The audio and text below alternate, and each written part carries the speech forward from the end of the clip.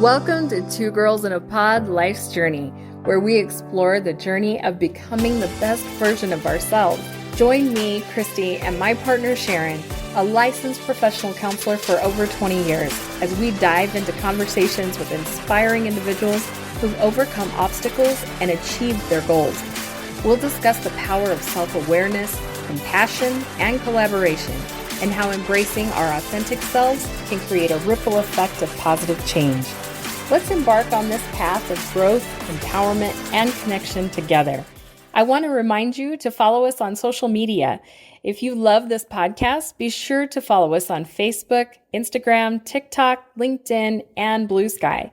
If you'd like to find out more about what goes on behind the scenes, be sure to subscribe to our YouTube channel, Adventures of Two Girls in a Pod, where we highlight some of our travels near and far. Or watch Sharon mix up a batch of drinkable delights on Sip and Savor. Also, if you love this podcast, leave us a review on Spotify. This helps us get discovered by even more amazing listeners like yourself. Share with your friends and family, and make sure to subscribe to our website at twogirlsinapod.com so that you never miss an episode. Thanks for listening.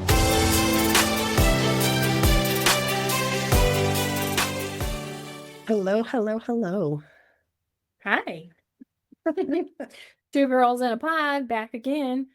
Yeah, we were a little bit of a hiatus, but we appreciate everybody who's kind of hangs with us. And, oftentimes it's revamping, sometimes it's just life happening.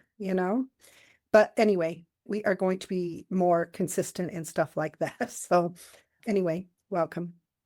Really appreciate having you guys. As we always talk, where do we come up with these ideas? Where do these thoughts come from?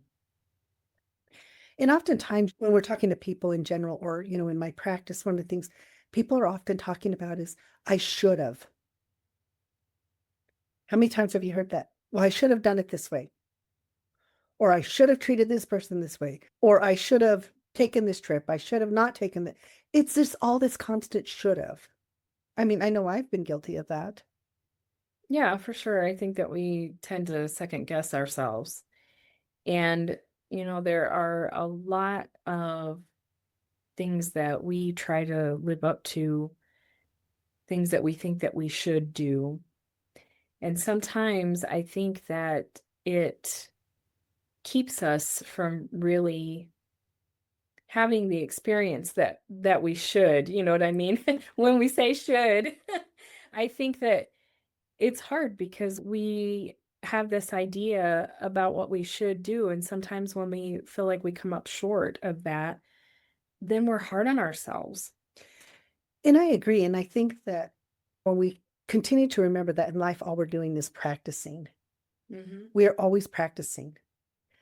And sometimes the decisions and choices we make are in that moment. Yeah. And then, great, when I'm 3 years down the road and I have more knowledge and information, and I sit back and say to that 3 years younger version of me, well, you should have done it this way. 3 years ago, maybe I couldn't have done it that way. Or maybe the reason it did is because it had to play out the way it played out. Exactly. But, one of the things you said that I think was really relevant is that the should haves get in the way of our growth and development sometimes, because we will get stuck in them. Yes. And oftentimes when we're dealing like with depressive stuff, that's what it is. And even with anxiety, I should be able to navigate this. I should be able to do this. That's in future tense. Whereas when I'm in depression, I'm in that place. I'm in past tense where, well, I should have just loved him more, or I should have left earlier, or I should have really gone into that profession, or I should have. We kind of get stuck because then we're kind of being hard on our present day self. We're not giving ourselves the grace that we need in those instances. And I feel like that when we do that, it keeps us from doing our best in this moment, because we're just so reflecting on what we think we could have done in that time. Well, and I think the other thing is too, even along those lines, is when you said this too, is that oftentimes when we're talking people, we might say, well, maybe you should do this. And sometimes I think it's great because I think people need those sounding boards. But I think when we do that also, we sometimes only know part of a story. And so we're responding on that little piece of that version that we know. And so because we're doing that, we're not really giving a full response to that. We can't. Yeah. It is that person's experience, and they have to have the growth and development from that experience. So, I mean, we can dish out all the advice we want and say what this person should do or shouldn't do or that, but we are not living it. We don't know all the aspects. It's interesting because I had this conversation actually with a parent. And that's what he goes, well, he should just do it this way. And I said, he can't do it that way because that is your way of living your life. I said, now, is it probably the most effective way? Yes. I said, however, he may choose another way because that's where his growth and development comes from. And I said, oftentimes parents, well, you should just study more, or if you just practice more, or if you should go into this career, or you should do this, you should don't go into the arts or into that. You should go into computers and IT and all of this and that. And sometimes the kids sitting there saying, I don't even know any of that language. That's not what resonates with me. So I think we often get into that where sometimes you can conceptualize things better or maybe more effectively, but just conceptualizing somebody else's life, even as your own, we still revert back to, I should have done something different. And I think that it really sets the stage. You were talking about a kid that may think that this doesn't resonate with me now, but then you have those other ones that are really trying to fulfill everything that maybe the parent is suggesting or whoever, that is giving them the guidance. And you kind of fall into that and you try to make that happen. And what if that isn't your true, what you might call your calling or your purpose or that? And I think sometimes we get stuck in a narrative because we think people say this is how you should do it. It's our social constructs are that we have families and buy houses and things like that. And how many times have we heard those stories where that it doesn't always necessarily follow tradition as what people say you should be doing this at this age or that. And I agree. And I think the other thing is that when we get so caught up in the shoulds, should have done this, should have done that, we're dimming our own light. Yeah. In order to spin our light, we have to be at that authentic place and understand that the things of the past help to get us where we are today. And when we have gratitude for that, instead of beating ourselves up for the decisions we've made, instead of doing all of that, then we're allowed to spin our light. But when I'm stuck in a shoulda, I should have done this or I should have done that, I cannot spin my light because that in itself causes a dimming of our own light. Yeah. Because we are second guessing ourselves. We are trying to go back and redo something that's already done, and we do not have the ability to change. So we are wasting time. We waste so much time on trying to change something that has already happened. And I haven't found anybody yet who can do it. Yeah, it's pointless because, not only can you not change it, but keeping yourself in that mindset keeps you stuck, I believe, from, like I said, doing your best in this moment to make the lesson worth it. The lesson that you learned back in that time, to know that you want to make a different choice the next time. And I think that's true. I think what happens is if I'm stuck in the shoulda, I am not giving credibility to what I am doing now, the lesson I have learned, and how am I making different choices today because of that past version of me. But I think too much of the time, often in that, we get stuck in this narrative. And this narrative is often from other people or other ideas or constructs. And sometimes I tell people we just have to pause and we really have to reflect on what is important to me. How do I be present? And if I'm in a shoulda, I am not present in this moment. And it doesn't allow you to heal. No. Sometimes, when I would work with people who are part of domestic violence, well, I should have left them earlier and I should have done this. And I'm there, but here you are today. And what are the things you've learned about yourself? If I'm stuck in the should have, I'm not identifying the strength that I am displaying in this moment by taking charge of my life. And that is huge. We have to be able to say, I'm a stronger, healthier, whatever those positive affirmations are that one uses because of my past experience. Yeah, because when you stay in the shoulda mindset, you're keeping yourself locked into that position of feeling like victimized. That's not empowering. So it doesn't allow you to move forward. And I think that's the key word here is that empowerment, because with empowerment comes confidence, comes strength, becomes the ability to look at things more critically and assess one's life more effectively. I will hear it at least 1 to 3 times a week in my practice. Well, I should have done this when I should have made this choice, or I should have done this. And we then spend this time talking about how that is not relevant to today. What did you learn from it? Because say if you're in your 40s, 50s, whatever, and you're sitting there saying, well, I really should have got this degree and I shouldn't be in this career. Well, you're at the end of this. Now you're at the end of this career. What I think you can say is, maybe I want to do something different, but don't negate everything that you have put into that. Even when relationships end. Well, I shouldn't have been in this relationship. It was a big waste of time. My thing is what is that gratitude for what you learned? And in those relationships, it's not all negative. But when we get into the should have, it tends to be more of a negative or heavy feeling. And we're talking about the internal dialogue, which you think about how if you're the person that is going to a friend of yours or whatever, and you're always saying what they should do, you talk about putting a strain on the relationship. You can do that by doing it that way. Like I say, you're offering up this advice, and maybe you don't know the true experience of it. What's interesting, you said that because I had a client this week and that was the thing, and it's caused a rift within the relationship. She says, well, maybe you should just maybe look at it this way. But she was talking about you should have looked at it this way, and then maybe now looking at it that way will help you to make your decision today. The person took it very personally, very negatively, and just stopped communication. And so my clients are like, I don't know what I did wrong. And I said, well, you didn't do anything wrong. It's not wrong or right.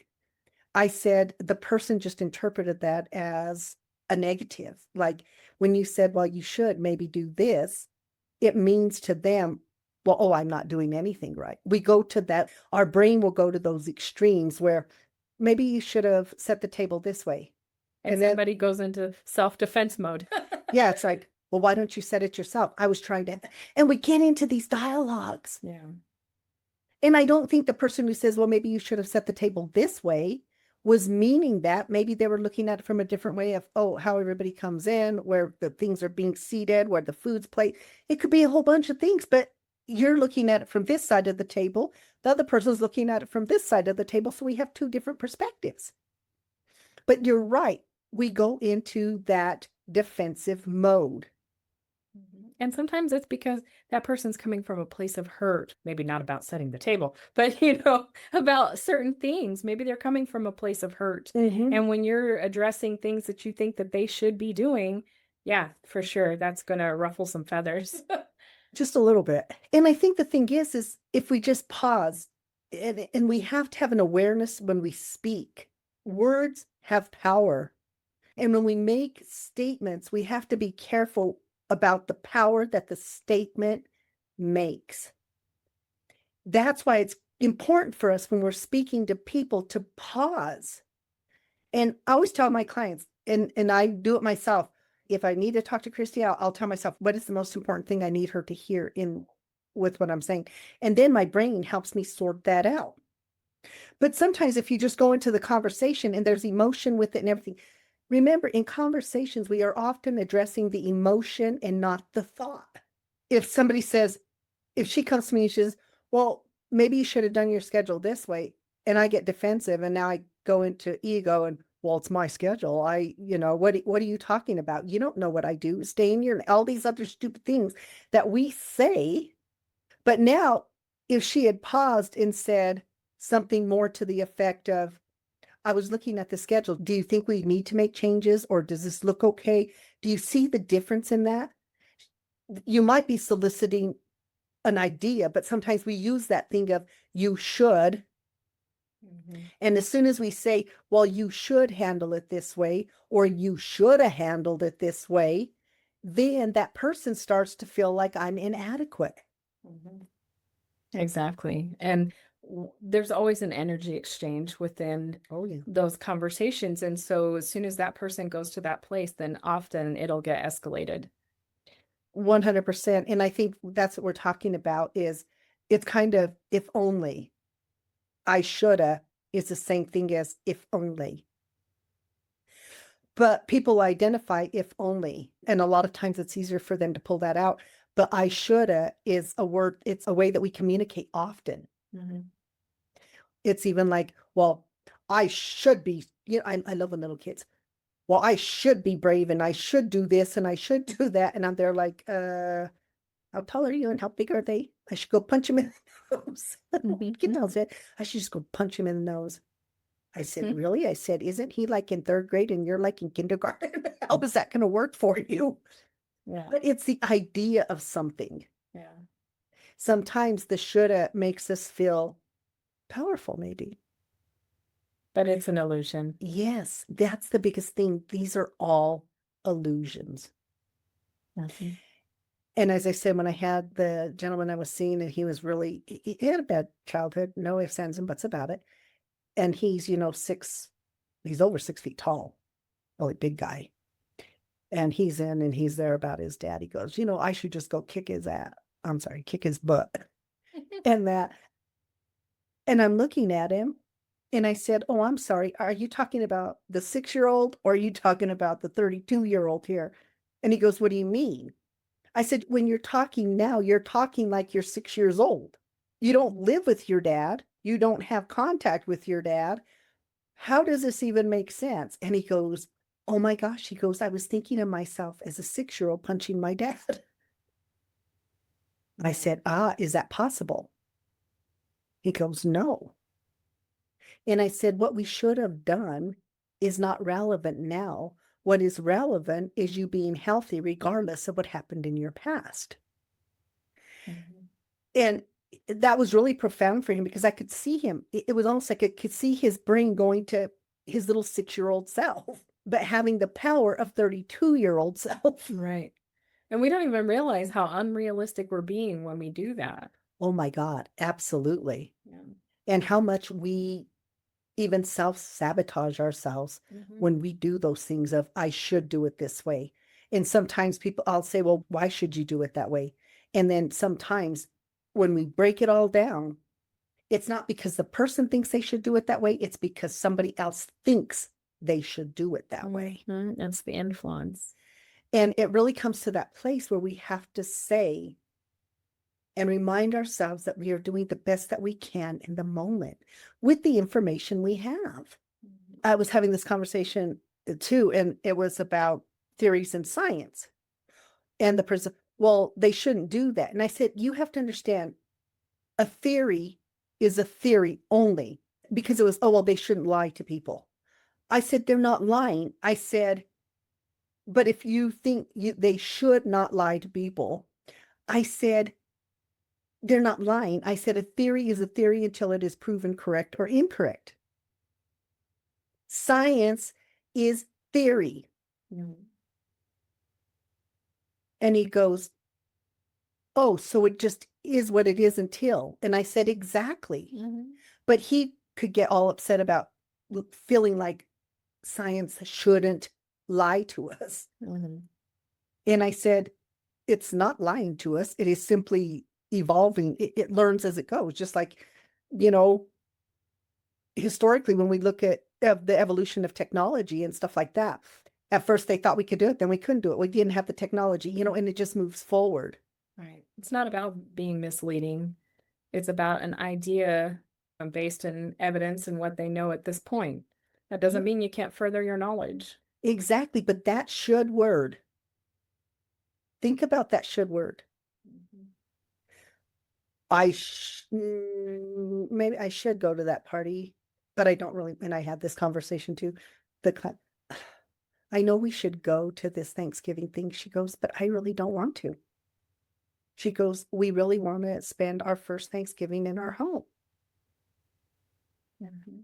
But there's all this turmoil about what she should and shouldn't do, what's going to look good and what's not going to look good. I'm afraid I'm going to offend somebody or all of these things. Exactly. And that's why, like you said, it dims our light when we are not able to be authentically ourselves and make those decisions based on what we need for ourselves and for those close to us. And that it shouldn't be based on what everybody else is trying to get you to do. And it's funny because I have a client and he gets very frustrated at work because he's very meticulous in his job. Oh my God, meticulous. You ask him, he'll know exactly where it is, everything. But he gets so frustrated with his coworkers who he feels cut corners or does this. And he goes, well, they should just be doing their job because when they don't do their job, I have to do the job. I don't want to look bad. Mm. And he goes, they should just know. And I should have told them that from the beginning. And I says, well, you can't go back to the beginning. I says, but what can you do in this present moment? I said, can you have a conversation with those it's three particular people and say, you know what, this project's really important. I need you guys to be on board and I need us to be a team or whatever that is and delegate whatever you have to do. Because he stays stuck in that I should have just done it from the beginning of this starting of this thing. I should have just told him. I should have. No, they're like, dude, how many should haves are you going to do? You can't. Yeah. What are you going to do now? And I told him, your job is to do your job. You don't have to be the patrol of your coworkers. Leave them the heck alone. And I think that that's a problem for a lot of people. It's, yes, you are witnessing something that you feel like that person should be doing. But in doing that, it's creating something within you, and it's not your responsibility to make them responsible for what you know what I mean? So it really, it puts you in a conundrum. I just think that you have to go and put your best into what you're doing. Exactly. When you have those situations, and even sometimes when people say things that there's no reason to say, as you would say, you should not have said that. Then you go back and it's like, well, you shouldn't have said that. Well, now they've said it. And it's not a matter of you shouldn't have said it. It's a matter of this is our policy. This is why we don't do that. Because as soon as I say to somebody, well, you shouldn't have done that, now I put them in the past and now they're going to go to the past to try to figure and change what they did. And you can't do that. So it's important to keep them in the present moment and say to them, this kind of went against policy. So this is what we want in the future. Yeah. These are things Communicate. that are acceptable and unacceptable. Exactly. Yeah. Because when we do not do that, it creates conflict. And the conflict comes when I go and tell somebody or myself, well, I should have done it this way, or you should have done it that way. As soon as those words are almost out of our mouth, we go back to the moment we did whatever it is we did. And now we're not listening to the other person. I am now trying to go back to that moment and say, well, what should I have done differently? Well, I guess I could do this and that. Once again, because it's already happened, I cannot go back and change it. But that's what happens when we use those kinds of words. And, we talk about the importance of words and what those words create in us. Yeah. And those of you listening, which I hope it's a lot, or one, we're good. Anyway, think about it. Think about when do I do that? Do I do it with me? Do I do it with others? Yeah. I always love that too when, kids get money and they go to the store and the parent says, well, you should be saving that money. And the kid's thinking, I just want to go buy as many toys and candies as I can with it because they're living in the moment. Yeah. The shoulda for the parent is futuristic. Mhm. You should save it to buy something bigger, or you should save it to do this. So they go into the future. And a kid told me, he goes, Miss Sharon, is it my money? I said, well, why are you asking me? I said, your parents sitting right there, ask them. And he goes, well, is it my money? And the parents go, well, yes. And I said, but you're not acting like it because you're telling him what he should do with his money. If it's truly his money, let him do whatever it is. You're planning a future thing. So you're telling you should save it for the future. Kids live in the present. They're very present. That's why you can go down one aisle and they want that toy, but go down the next aisle, forget about that toy. There's this toy. Do you see what I mean? They live in the present moment. So when we're going with children into the future, into the past, they can go better into the past than they do into the future. Yeah. But those are the kind of things that we do. And it's that word shoulda. And just that it takes away how quickly it can take away a moment for you, even. Yeah. It takes away from this present moment because you're dwelling in the past. We're too busy. I should be saving for the future. I should be getting a new job. I should be quitting this job. I should be. Yeah. And I think the thing is we can change that verbiage. Mm-hmm. I'm planning a vacation. Not I should be planning a vacation. I'm looking for a new job. Not I should be, because should is not an action in the same way. Yeah. That's why we get stuck. I should is kind of like try. It's not really an action in that way. Mm-hmm. It's kind of elusive and just out there. Yes. It's not a plan. No, but it's amazing how many times we use it and how many times we do all the things we do with it. Yeah. And I think that's the thing.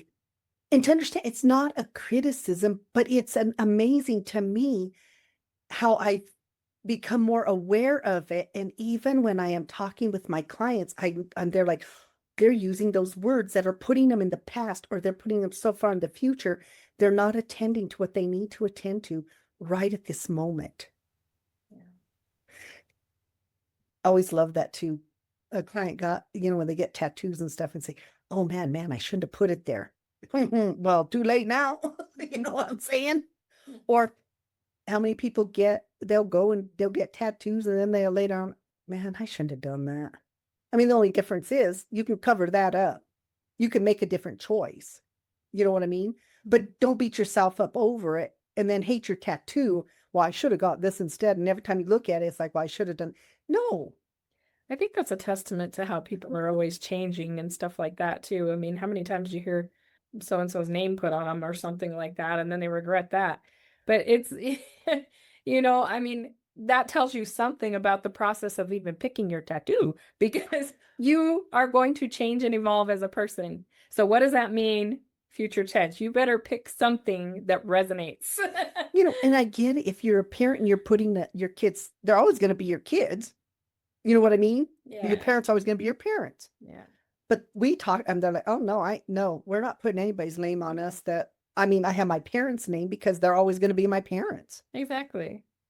That's not to say that there's no names that are safe to put on you. I'm just saying. Well, but it's funny because that's another one. How many times people go back and they make a decision, or even I chose to go here on vacation. Oh man, but I should have really picked here. No, then you negate the vacation you were on. Mm-hmm. I think one of the ways to move past it's just crazy. Shouldas is gratitude. 100%. Because then I can have gratitude for where I am because of the decisions I've made, then that empowers me to understand that I will sometimes make mistakes. But that's okay and it's not, and I tell people, we don't even have to call it mistakes. It's growing, it's experiences. I'm having experiences that I'm learning from every single time. Because even when I have a positive experience, I am still learning from it. How do I recreate that? Mm-hmm. Why was that such a profound thing for me? I want to feel that again. What are some of the things I can do? So it is, but if I go to a place of gratitude, and we talk a lot about gratitude. Gratitude is so important to us. But the reason it's important to us is because it has the ability to get us out of the shoulda. Mhm. It has the ability to keep us in this present moment and even put us in the future.